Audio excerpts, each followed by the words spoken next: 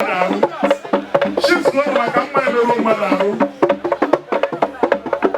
Ships go ma ka mma emerụ mmadụ ahụ.